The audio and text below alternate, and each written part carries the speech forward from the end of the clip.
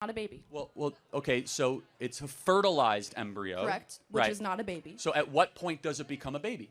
When it is born. Oh. So when are you a parent? I remember my wife being pregnant with one of our children, and she said, "Can you go to the store and get me some snacks?" And I said, "Okay, do you want some chips, granola bar?" And she said, "Can you run to the store to McDonald's and get me a double cheeseburger and fries?" And all I could think about is it's 11 o'clock at night, it's the middle of December, it's snowing, there's a blizzard outside, I'm going to have to shovel the driveway before I even leave.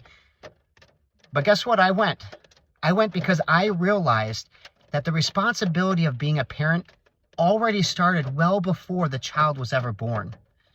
You see, when we went to the hospital, we got to do an ultrasound and we got to see the heartbeat of that little baby boy. We got to find out his gender, and we got to realize that we are already parents.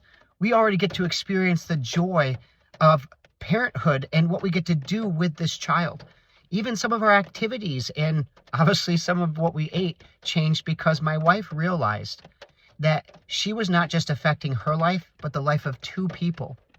And I tell you this, to every woman who has ever carried a child would tell you without a shadow of a doubt that the work, the responsibility, and joy of motherhood started well before that child was ever born.